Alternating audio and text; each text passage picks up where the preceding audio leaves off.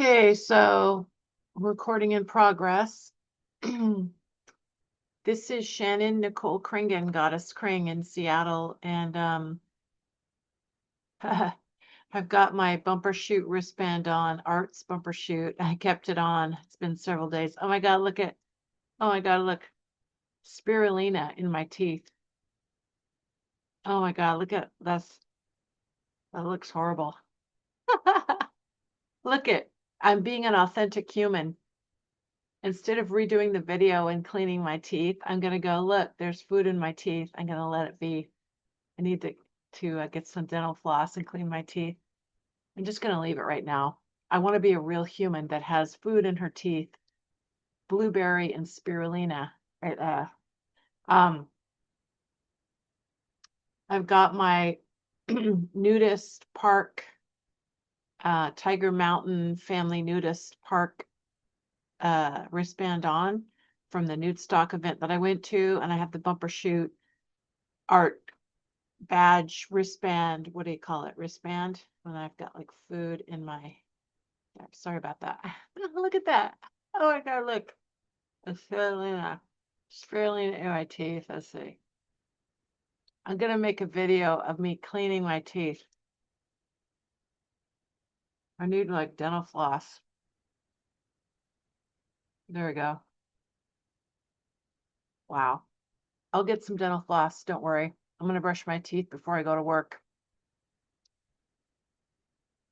It's Shannon Kringen, Goddess Kringen in Seattle. It is September 5th, 2025, and I'm having a lot of anxiety right now in this moment. So I'm going to take a deep breath. Hopefully, I have a fan blowing behind me. I hope that sound isn't too distracting. I just need the air blowing. I have been so busy doing art projects and music. I'm going to cough, forgive me. Art, music, poetry, visual art, pet sitting, dog walking, art modeling, medical modeling. I recently was grateful that I saw Pete Droge, the folk musician, live at the Easy Street Records in West Seattle. And he has a new record out called Fade Away Blue. And then I went to Whidbey Island at the Whidbey Island Center for the Arts called WICA, WICA, to see the Billy Bob Thornton, the actor, Billy Bob Thornton and the Boxmasters, his band that he's in. And the contrast between those two shows is unbelievable because turn the video off now if you don't want to listen to me acknowledge some uncomfortable things about what it is to be human. These days, things have to be politically correct. We live in a cancel culture. We live in the virtue signal cancel culture, politically correct. So there's part of me that the artist part of me wants things to be aesthetically pleasing. And the more Jungian psychologist, questioner of everything part of me, the more raw, wild human part of me that can appreciate and connect the dots in a different autistic, whatever you want to call it, autistic way or synesthesia way or whatever you want to call the fact that I connect the dots in a certain way. And people say that I'm off topic. And yet I got a lot of A's on papers in high school in my alternative college that I went to, where you got to write essays and personal evaluations as opposed to grades. I got a lot of A's because I usually have unique insights to share. And so the Pete Droge concert was soothing, professional music, folk rock music, very artistically done, very soothing, very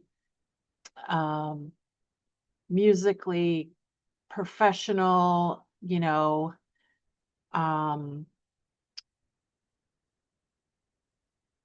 predictably went as planned. Whereas the Billy Bob Thornton concert on Whidbey Island, the band did their songs, but they, instead of doing loud rock and roll like they normally do, they were all sitting in chairs. When we arrived, it was a very small theater with 230 seats, and Billy Bob Thornton talked to us and told us stories about his personal life and his father being abusive verbally and taking him to the scenes of car accidents when he was a little kid. So basically, Billy Bob Thornton, and he proceeded to keep, sipping beer and making jokes about alcohol. And I think he used to be an alcoholic, but I think once you're an alcoholic, you're always an alcoholic. And I personally don't like alcohol and I don't drink at all. And I never did. Like, even as somebody said to me that that must take a lot of willpower to not drink and to stay sober. But for me, it's not like that. To me, I don't like alcohol and I never did. And so I'm actually repulsed by alcohol. And so I don't understand. I know that being addicted to alcohol is a serious problem that a lot of people have. And I have empathy and compassion for what that must be like. But I don't personally understand it or relate to it because I really, my dad is the same way. My dad and I both don't like alcohol. So it's kind of unusual. Like, we both really don't like alcohol. Like, a lot of people like drink a little bit to relax or whatever. It doesn't seem to have that effect. It just makes me feel sleepy. And I've only been drunk once or twice and the room starts spinning and then I need to lie down. So it doesn't really, I've never had fun with alcohol ever. And so I don't understand. I don't relate to it. I'm not saying that I'm better or worse than people who drink. I'm saying I don't understand. It's foreign to me. It's just, I don't relate to it. So Billy Bob, I think, is like, um, his behavior seemed to be, the boundaries were odd. And I don't want to say anything negative. I still appreciate his work as an actor and a musician and a writer and a director and an artist. And I really admire him. Actually, the fact that I saw some of his dark side the other night at the concert that he did on Whidbey Island makes me actually feel even more appreciation for all of his goodness. The fact that he played Bad Santa, and then he joked in an interview that some people thought that must be like the real him. And he's like, no, actually, I'm a much nicer guy than Bad Santa. I'm not really like that. But the behavior that I saw the other night almost did seem like he was a little, no, he was a very nice guy, but he just said a few things on stage telling us about Jane Mansfield's car and telling us about his dad, although he made dark jokes, dark humor about it. And then I love that he said, the band basically sat in chairs instead of standing and doing their rock and roll like they normally do. They all sat on chairs, and instead of having a regular drummer, they had a guy just playing the tambourine and shaking a maraca, or whatever you call those things you shake instead of drums that shake it, to make the sound. And then they had an electric guitarist turned down kind of low and an acoustic guitarist turned down kind of low. And then Billy Bob sat and he was the vocalist. And they told stories between the songs. And I did a Q&A with the audience for half an hour. But what was sad is that a lot of people in the audience were just yelling things out. Like, there were people in the audience that were intoxicated and drinking lots of wine and beer. And it was, which is fine. I'm not into that. I'm not into getting drunk or anything. So I'm just not into it. And I'm there to listen to the music. I'm not there to get inebriated or anything like that. But it was just disconcerting, or what is it? It was uncomfortable being around people like yelling out, women in the front row were yelling out to Billy Bob Thornton, what's your phone number, and things like that, and like acting like teenage girls. And it was like, and then he's like 555 5555, because he's a happily married guy and he's not there to flirt with women in the audience. So it's kind of weird that they would say that. So the vibe was really strange. And so on a musical level, like, the Pete Droge concert was so beautiful and I love the music. And I met Pete. I said hello to Pete after, and Pete Droge, and he signed his CD, Fade Away Blue, got us Kringen, blah, blah, blah. And I love the music and I'm listening to it in my car and singing along with it. And so, like, that's the musical epitome of positive experience I had with that. And then the Billy Bob Thornton concert was like very,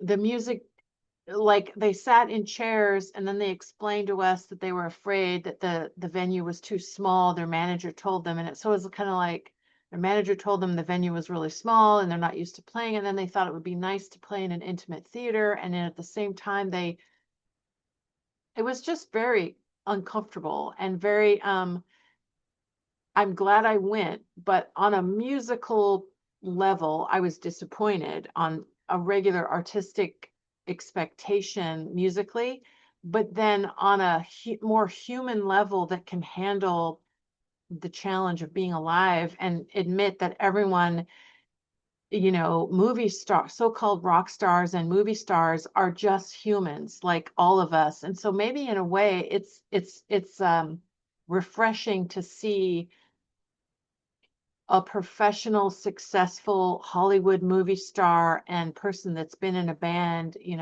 like Billy Bob Thornton has been doing music he said since he was 9 years old, he's wanted to do music. And so he's very serious about it and he's done it. He's 70. So that's like, 60, that's literally 61 years that he's been playing music. So to see him not sound his best and not act like his best, because it sounded like the whole band didn't feel very well. They felt kind of under the weather. Maybe it's the smoky air. They implied that they were having a throat problems, like allergy type problems. Maybe they said they were driving on their tour van through different parts, like through different states like Wyoming, and I forgot where else they went. And so maybe they were having a reaction to pollen or a reaction to the smoky air. Who knows? But all of them were feeling slightly like their throats were not up to par.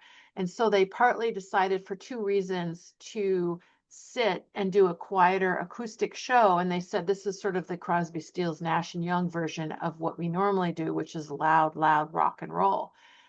So it was like, okay, let's adjust to this change. And then it was like really quiet. And it's interesting because I've seen a lot of concerts lately and they all seem too loud, and to the point where, I always have to put cotton in my ears basically to protect my hearing.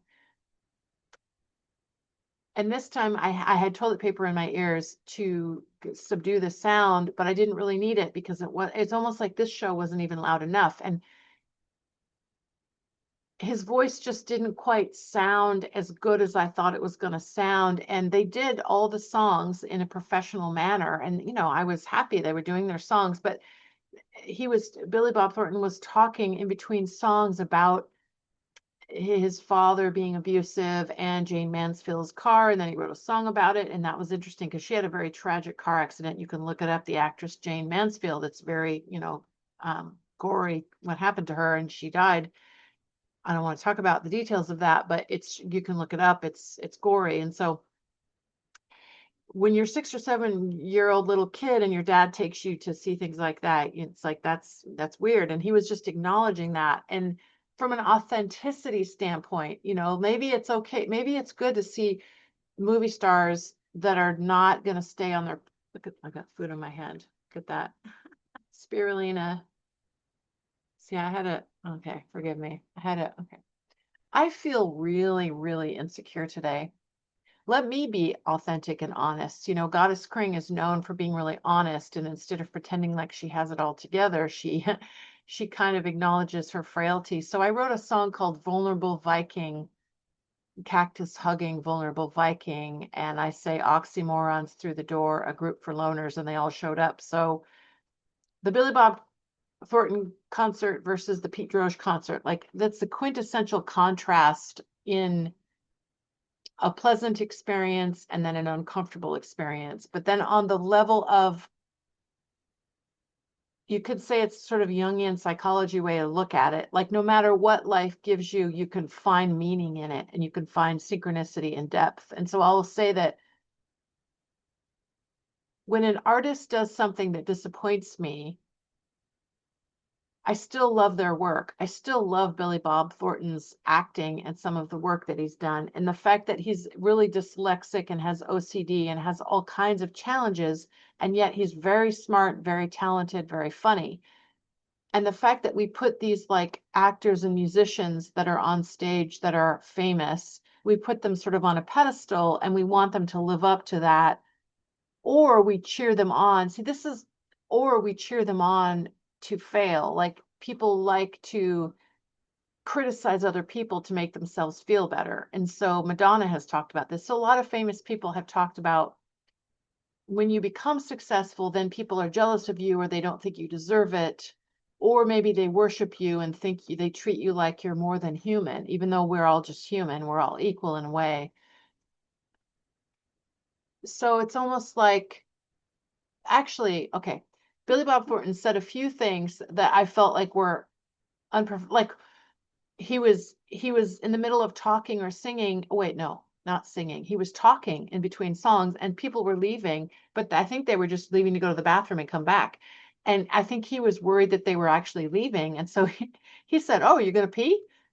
to the guy in the audience who was walking away to hopefully just pee and then come back and not leave, because no artist wants a bunch of audience members to leave, where they're hoping that the audience will want to stay and watch the whole show. And so and then the poor guy in the audience was probably embarrassed. He's like, "You gonna pee?" And he's like, "Yeah, I'll be back." And then Billy's like, "Oh, I gotta pee too. Hey, do you mind if I get up and pee?" And it's like, okay, in a way that's kind of funny, but in a way that's kind of unprofessional and like inappropriate boundaries with the audience. When the artist actually, says that to an audience member, it's like, whoa, this is kind of weird. And it was like, okay, weird performance art or something. And then other people were leaving and they said it again. They went, "Oh," and made a joke about people leaving, but people were actually going to use the bathroom and then going and getting more wine and beer and bringing it back in the auditorium, because they used to not allow that, but now they do. In some auditoriums or performance places, they allow you to drink in your seat instead of just out in the bar in the lobby. They let you bring your alcohol back in and sit in your seat with it. So people were going to use the bathroom and get more drinks, basically.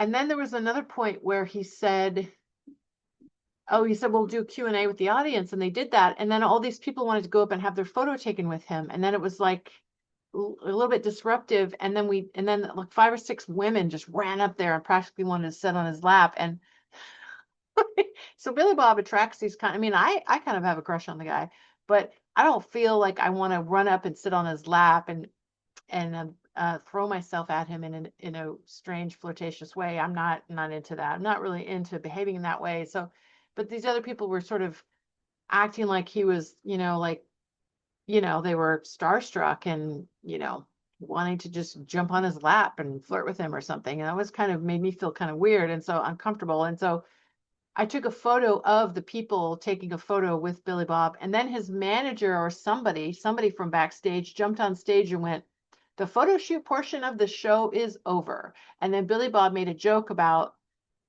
"Oh, kind of like, it doesn't have to be," or something like, I don't know. So it was kind of weird, like his manager or whoever that crew person was and him they weren't really on the same page of what the rules were for what they were doing. And so that was kind of an awkward situation. And then oh, what is it? Okay.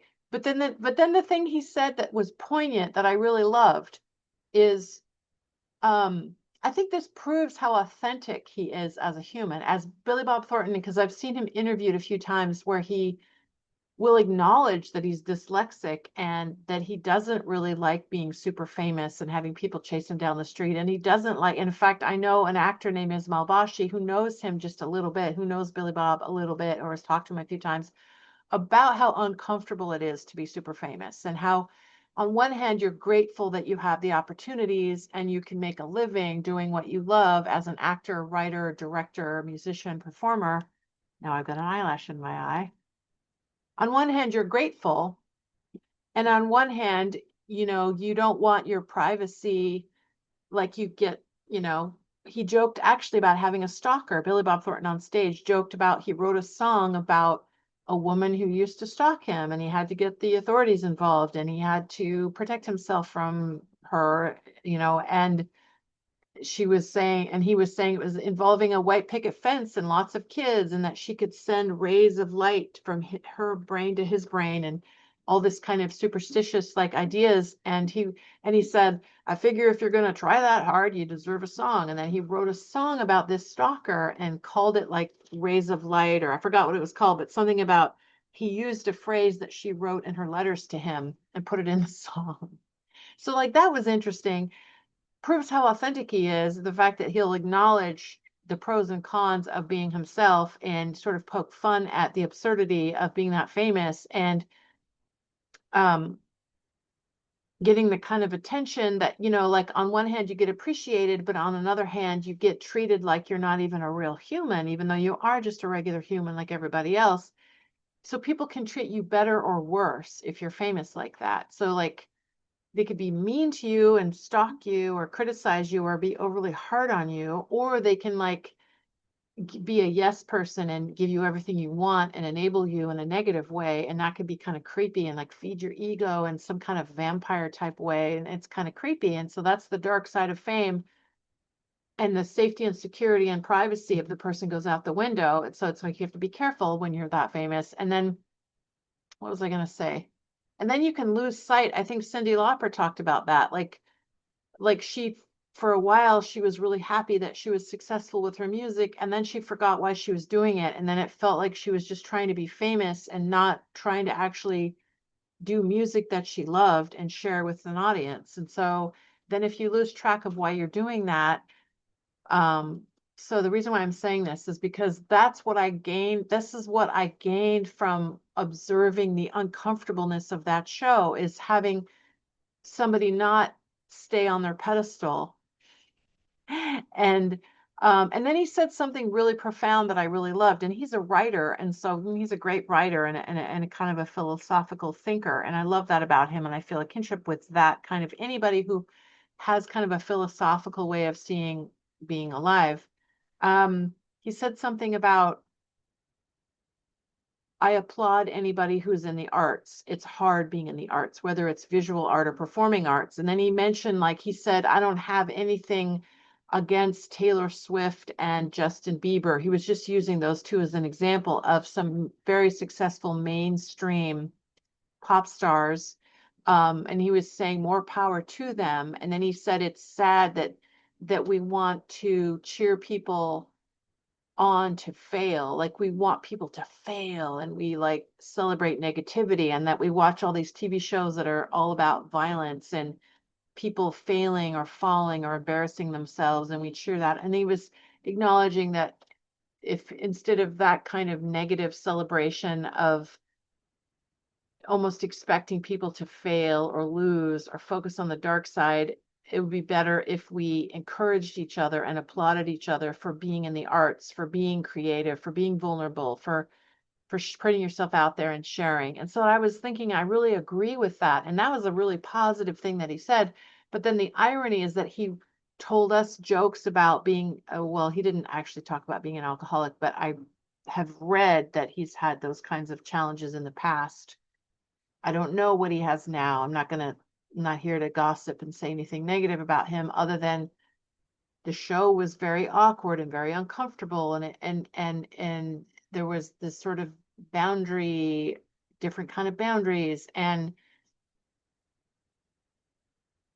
oh, I forgot what I was going to say. And then he talked about his career. He was going to be a musician, and then he went to an acting class, and then he accidentally kind of fell into acting when the instructor was giving them instructions on how to, the instructor said, do something classical with this text.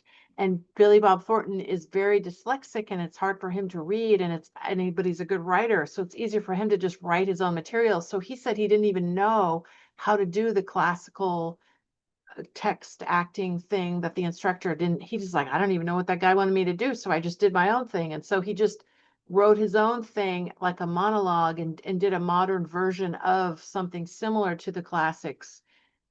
And the instructor apparently was like, wow, I've never seen anything like that before. And, you broke all the rules and you didn't really do what I said, but it's so unique and interesting. I think maybe you should go with it. So then Billy Bob Thornton was encouraged, oh, maybe I should write my own monologue. Okay, I guess I have a unique style. Maybe I should see where this goes. And so he just started writing his own material and went with it. So instead of just writing song lyrics, because before that, I think he had mostly just written his own poems and song lyrics. Maybe he wrote in a diary or a journal, I don't know. But, he's a self-reflective kind of guy. And so apparently he lost his younger brother who suddenly passed away, and he was devastated. And he said he's been half happy and half sad ever since that. And he doesn't think he'll ever get over that. And so I like that.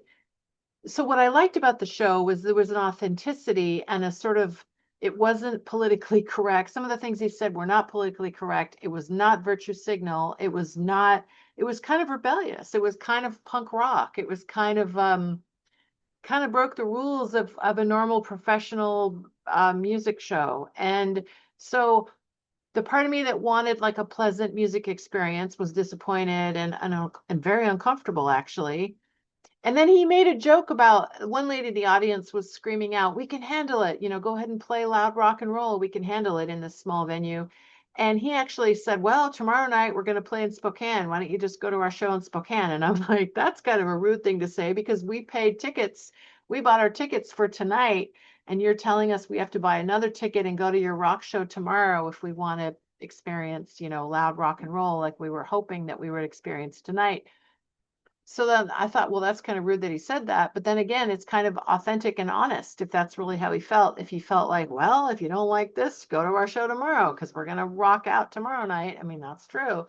Um, so I appreciated the authenticity of it. And I appreciated maybe it's good for humans to observe that people really don't live up to this famous person. Like, if you put some famous person on a pedestal, they're probably going to disappoint you because they are a real human being and they're not like, that's what I feel whenever I hear negative gossip about super famous people. I think, well, wait a minute, maybe they were just having a bad day like everybody else. Doesn't mean they're always like that. Doesn't mean they're always going to be grumpy if you see them in a grumpy state on that day, or if you see them in a restaurant and they're grumpy. So that was very interesting. It was very jarring. And plus it was really emotional for me because it was on Whidbey Island where I went to high school and junior high.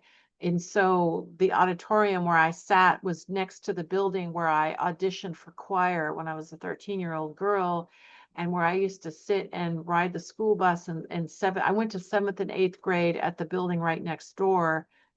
And then my high school was just a few miles down the road. And so I graduated in 1986 from South Whidbey High School. And so it was interesting to be in that auditorium, seeing the Billy Bob Thornton concert and the Boxmasters band. That was really strange. And in fact, I went to the Star Store in Langley right before that, and the woman in front of me was buying a case of beer before the concert. And the cashier said, "Oh, it's not like you to buy a whole case of beer. What's up with that?" And she's like, "I'm getting this for Billy Bob Thornton. He requested it." And so that's what she said. That's what she said when I was at the Star Store. So it's like, that's kind of a weird, it was just an odd thing that I witnessed. And then because I was taking a walk before the concert, I found a good parking place by the venue. And then I walked around Langley on Whidbey Island, and I got some like herbal soap that I like at the Star Store in Langley. And then I walked back up to the venue, and then the show started. And so it was like, that's really weird and interesting. So I took some videos and photos at the concert, and it was a beautiful auditorium. And I really like Billy Bob Thornton did an album many years ago. Maybe that was the 90s. It was called My Own Private Radio. And wait, My Own Private Radio. Supernatural Radio is the name of a Tom Petty song, not to be mistaken for the Billy Bob Thornton album where he worked with Marty Stewart and Johnny Cash, and an album called My Own Private Radio, I think is what it's called. And there's a song, My Blue Shadow, and I forgot the names of some of the other songs, but it's a very moody, more country-ish sounding album. And it reminds me of Johnny Cash and Marty Stewart. And I really love the sound of that album, But what I heard the other night on Whidbey Island was very different than that. And it was more, the Boxmasters do more of a rock and roll sound, but then this last night they were doing the sort of more acoustic, quieter version of what is normally very loud rock and roll. So it sounded very awkward, and it sounded, and I appreciated that he was really, Billy Bob Thornton was really enunciating his words, and he had the earpieces in so he could hear his own voice. And now that because I sang at Bumbershoot, I sang in a small stage at Bumbershoot, in an art gallery called the Art Not Terminal Gallery as part of the Vanishing Seattle art show that I was invited and curated into. And I had 3 of my photos, and I did a whole hour of Goddess Kringen music. And so I know what it's like when I see a vocalist. See, I don't have those earplugs, so I can't hear my voice. And when you're on stage, and you're trying to sing and there's not a monitor pointed at you so you can hear your own voice, it's really hard unless you're pitch perfect, which most singers are not. I am not pitch perfect at all. I, in fact, would love to improve my singing skills. And so maybe it's good for me to witness, like Pete Droge, I think he has kind of perfect pitch. I don't know if he does or not, but it sounds like he's always spot on and really good at his voice being in tune and his guitar being in tune. And he really knows his stuff, Pete Droge, musically, folk singer and songwriter, and he opened for Tom Petty in the 90s, and he lives on Vashon Island, long story. But Pete Droge versus Billy Bob Thornton, who I think has a harder time,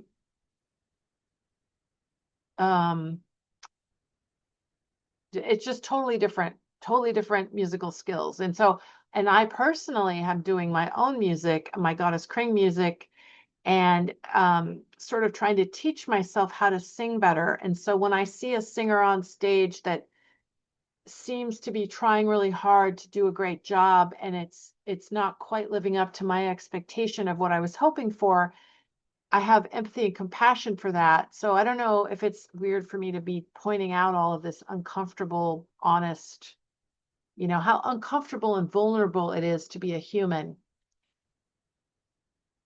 And so I just mostly in this monologue wanted to talk about the contrast of the Pete Droge concert versus the Billy Bob Thornton concert. And I appreciate both of those artists, and I'm not here to gossip or criticize. I'm here to just acknowledge the complexity of being a human, and me observing and connecting the dots, and then my own desire to be a better singer myself. And I've written poems, and I think we have 24 songs, and I'm really grateful that I was at the Bumbershoot performing. And I'm really grateful. And I applied to be an Ignite Seattle speaker, but they rejected me. I did not make the cut. They had 125 people apply for only 12 slots, and I did not make it. And it doesn't feel good to be rejected like that, but I'm glad I applied. It was free to apply. I applied to art and music shows that are free, and I see who accepts me and who rejects me, and I just learn as I go, and I'm going to continue self-publishing. I did my public access TV show for many years, and I said, green light, go. Yes, I cast myself. I choose that I casted me.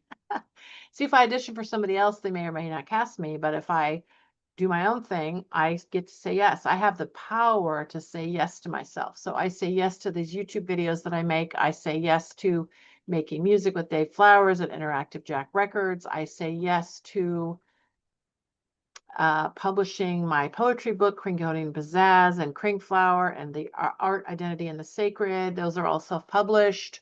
I got invited to be a featured speaker with the Poetry Bridge community in West Seattle, and I'm going to do that, I think, on March 11th, 2026. And on October 26th, I think, is my next music show that I know for sure is booked at the Kenyon Hall in West Seattle.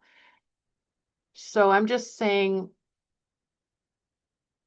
I need to relax. I just wanted to get a few things off my chest in this video, and my thoughts are all over the place, and I have some freelance thing to get ready for now. And just enjoy your evening, everyone. And I want to stay as natural and free range as a human as I can. Every single human is an individual. I feel like we're putting each other into boxes and categories, and constantly being asked what our gender and our pronouns are, which is fine, but it doesn't really matter to me what my gender or pronouns are. But I biologically was born a woman and I identify as a woman, and yet I don't really like when I meet somebody, do I really mind what gender they are? No. And do I really need to know every little thing about every category they fit into? Probably not. But I interpret every person with respect as an individual, and I get to know somebody on an individual case by case basis. And so I feel like we're being, for the greater good, encouraged to put ourselves into categories. And I still think that everybody's an individual. And the same thing with dogs and cats. Like people say, oh, I'm a dog person. Oh, I'm a cat person. Well, every single dog and cat is different. So I personally love cats that are a little bit like dogs, like cats that will actually go for a walk with you. Some cats are very aloof and they don't really like a lot of attention. They kind of do their own thing. They're very independent. Those aren't as fun, or they're downright mean. Some cats can be kind of snotty. And then some dogs are very needy and clingy. And so my favorite dogs are the ones that are slightly independent and a little bit quiet, not too loud. And yet they'll follow, walk around with you like most dogs do, and cats that are a little bit like, so dogs and cats that are similar to each other, but really every dog and cat is totally unique, just like every human and every tree. A pine tree might look like another pine tree, but really it is a unique pine tree. Every single pine tree is unique.